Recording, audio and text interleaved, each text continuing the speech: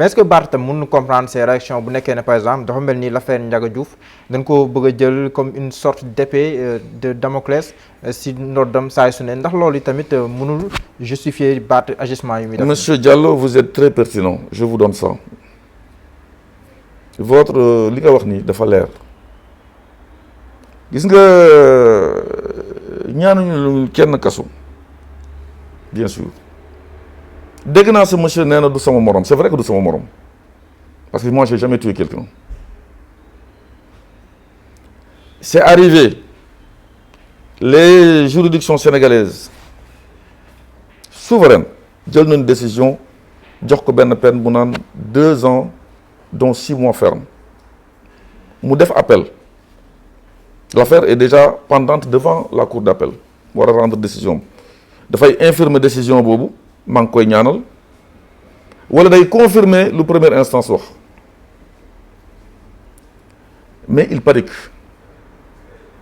dem ci plage bi littoral bi di soulever ay problèmes yoo xam ni lu ñu fa def yëpp la plupart des constructions moom moo ko autorisé les preuves sont là la plupart des constructions moom moo ko autorisé vous pouvez le prendre.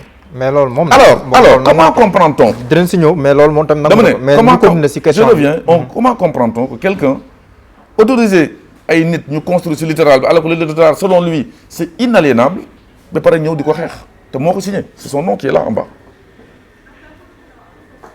donc soo gisee donc muy yëngal boobu c'est parce que selon le code des collectivités locales parce que dama koy jàngal aussi loo xam ne xamu ko parce que jàngul soo ko laajee CVM mooy je suis le fils de loolu mooy CVM il a peur actuellement il panique et tout le monde le sait bien di insulter les gens sur une télé parce qu'il a peur que la cour d'appel confirme la décision si la cour d'appel confirme la décision c'est l'article 135 du code des collectivités locales mooy appliqué wu mooy lan cet article 135 dit simplement mi ngi nii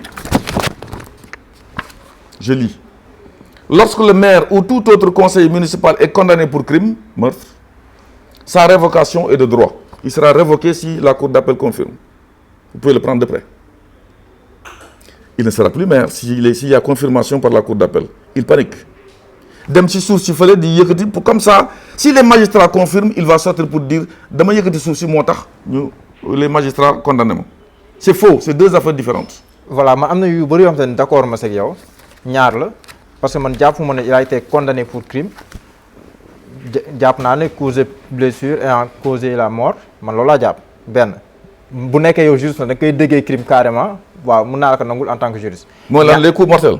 ñaareel mooy. du coup mortel la li wax. mooy des coups et blessures et entraîné non coup mortel la wax.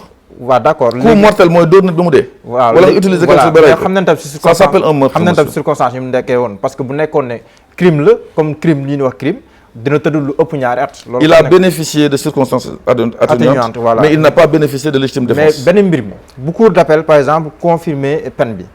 mais am na leneen lu des.